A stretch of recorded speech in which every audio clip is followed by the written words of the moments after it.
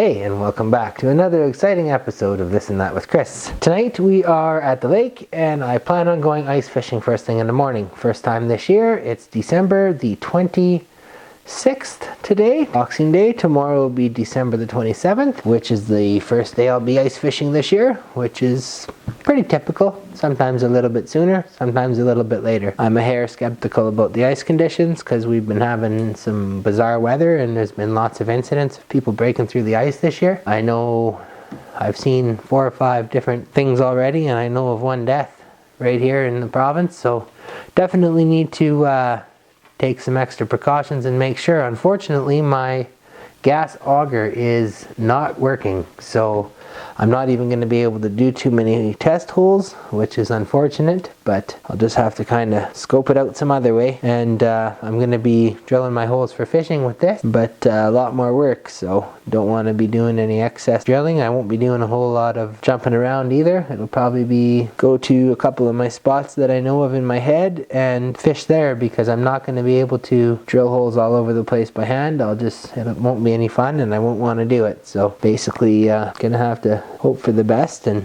just try to have fun, which is the main goal. So anyway, I'm gonna pop this bad boy open. It's brand new. Got her at PV Mart for 50 bucks. Not a bad little unit. 6-inch hand auger. I used to have one, but it just kind of got all rickety, and it was actually one that my dad had got somewhere and gave to me, but it was just old and wasn't working very good anymore. So I actually only had a gas auger for 2 years, which isn't a very good idea because quite often they do not work. So I always like to have a hand auger anyway when you come this far from home, because basically if your auger don't work, you don't fish. So I'm going to open it up and hopefully there's not too much to putting it together. Eskimo 6-inch hand auger. That's all it says. Has a blade cover. Whatever. Should be good. My gas auger is getting repaired right now at a small engine shop. I didn't have the parts or know-how or time to do it myself, so I just dropped it off there, and he said it wouldn't be ready till after the new year, so I was kind of disappointed about that, but what do you do? It's got to be fixed, and it's my fault I left it till now, so that's how it goes. They never make anything easy to open anymore.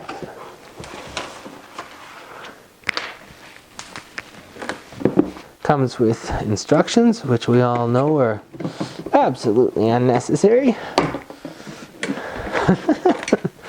This is a lot smaller hole than I'm used to using. Another thing I've done in the past when I've had auger problems is around here I kind of know a few good spots, and like most good spots, I'm not the only one that knows about them.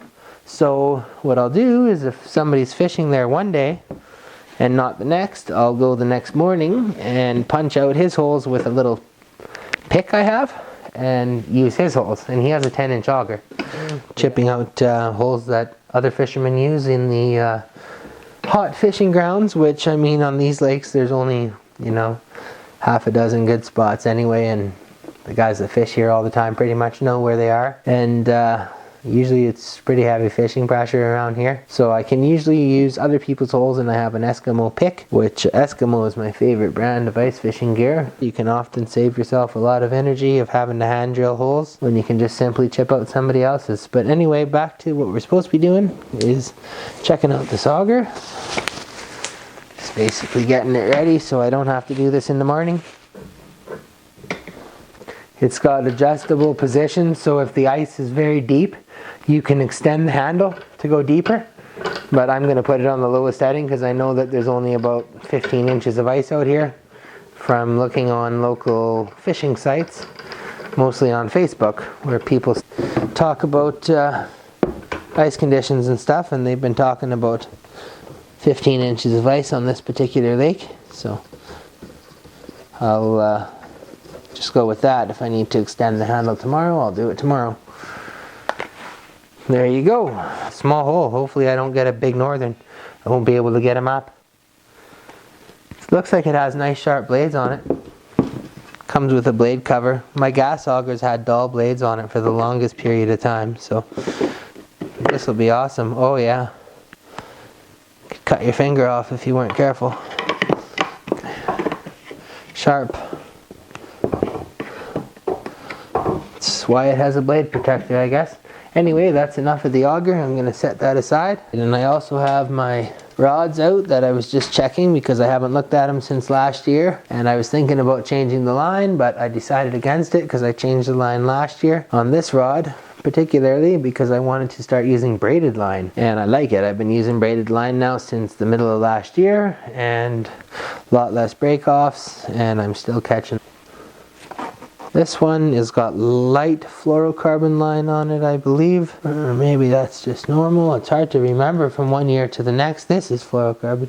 This is the one I was using for rainbow trout. I don't use it at this lake near as much because it's obviously for the light stuff, and out here it's usually northern pike, walleye, or whitefish, so sometimes for the whitefish. Anyway, mostly what I use out here is my tip-ups for northern pike fishing. It's pretty much all I use for northern pike fishing now is tip-ups.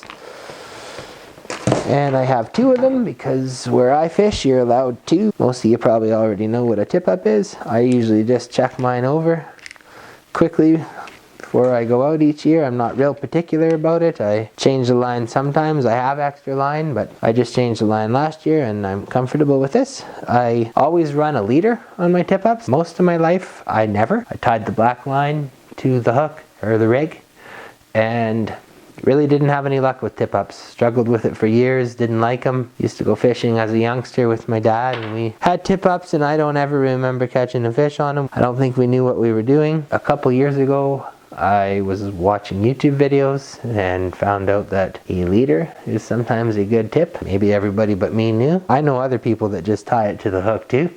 Lots of people, I see it all the time, so I know I'm not the only one. That's what I do. I use a leader. I don't really have a particular length, just that much. I put a little swivel with a quick connect on it so I can take the rigs on and off as I need, and I have a couple different kinds of rigs that I use. I like the Predator rigs, but these ones are cheaper. I think they're an HT or something like that. I just order them online. Just a double. You could make this if you were into making this kind of thing, but I'm not. And I just usually put a smelt on there, or a herring or whatever.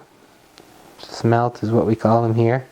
I usually hook one at the back of the head and one in the middle of the body, and the smelt just kind of hangs there with that braided leader, and boom, they usually just suck that up, and that's how you catch northern pike, or that's how I catch northern pike. It works for me. I've caught quite a few usually. This lake isn't the best for fishing, but it's not too bad. Yeah, and I got the same kind of rig on the other tip-up. It's a little bit of a different tip-up.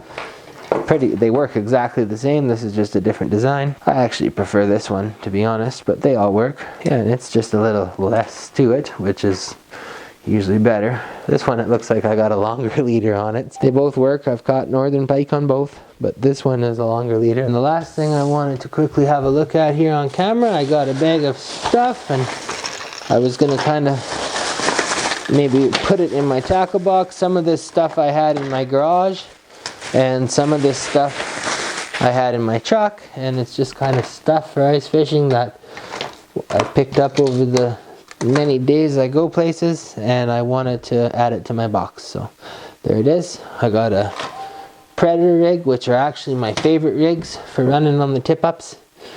Top notch. I love the Predator rigs. This is what I got on there now. It's an HT dual hook quick strike rig. They're actually decent too. They all work good. I got more of those than I do the Predator rigs, and these ones are a lot cheaper. The Predator rigs are quite expensive, but I like them.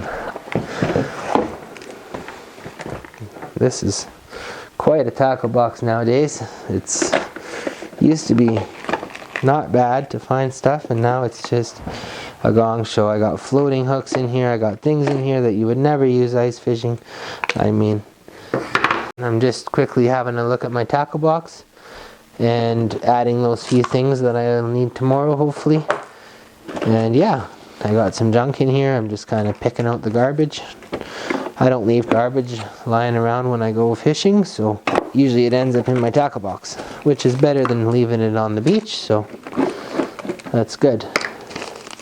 This looks like garbage.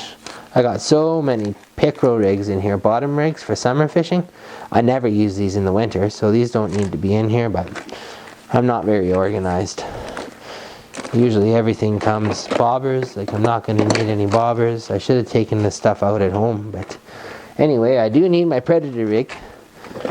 It's my only Predator rig, I know that, because my other rigs are those HTs, which work fine, but they're just not Predator rigs. I don't need bottom bouncers for ice fishing. I do need my jaw spreaders for getting the hook out though. I love those. 2 pairs of needle nose.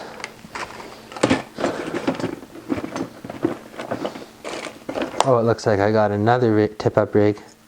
Another HT tip-up rig. This is an empty tip-up rig, see what I mean? Okay, these tip-up rigs, actually tip-up rigs, I'm going to run my tip-up rigs, I'm going to put them in my rod bag. That way they don't take up so much room in here.